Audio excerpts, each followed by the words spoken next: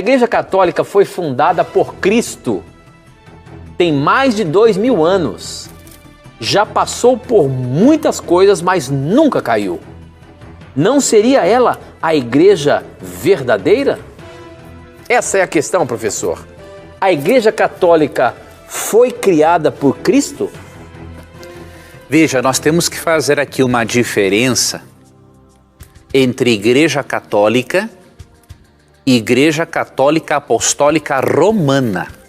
São duas coisas bem diferentes. Tá? Então, Igreja Católica, o que quer dizer a palavra católico? Quer dizer universal. Tá? Então, a Igreja de Cristo, no sentido de que os seus filhos em todo o planeta aceitariam o cristianismo, realmente foi fundado por Cristo, né? Aqui diz em Mateus 16, por exemplo, o seguinte. Mateus 16, versos 17 e 18. Então Jesus lhe afirmou: bem-aventurado és, Simão Bar-Jonas, porque não foi carne e sangue que te revelaram que Jesus é o Messias, né? Mas meu Pai que está nos céus. Também eu te digo que tu és Pedro, e sobre esta pedra edificarei a minha igreja, e as portas do inferno não prevalecerão contra ela. Então Cristo diz aqui que sobre a fé inamovível de Pedro, Cristo estabeleceria a sua igreja e que Cristo seria o cabeça da igreja, a pedra angular da igreja, como lemos em Efésios 2:20 e Efésios também, capítulo 3, verso 11. E 1 Pedro 2, 5 a 8. Então, essa é a igreja, diríamos assim, apostólica, romana, ou melhor, igreja apostólica, né? Católica apostólica, diríamos assim, Cristo é o fundador. Agora, a Igreja Católica Apostólica Romana não foi fundada por Cristo. Na verdade, ela foi fundada por Constantino. O que aconteceu foi que judeus cristãos primitivos, que faziam parte da igreja cristã, judaico-cristã, se uniram ao Império Romano. E aí Constantino oficializou a Igreja Católica Apostólica Romana como a igreja oficial do Império. Tá? Mas a Igreja Católica Apostólica Romana não foi fundada por Cristo.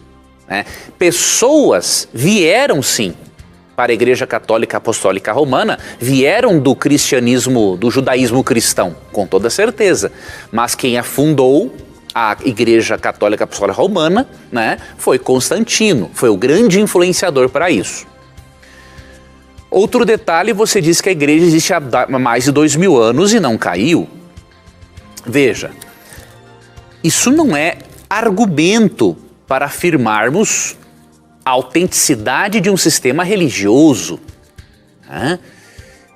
Existe, por exemplo, o islamismo, existe o budismo, o hinduísmo, também religiões milenares.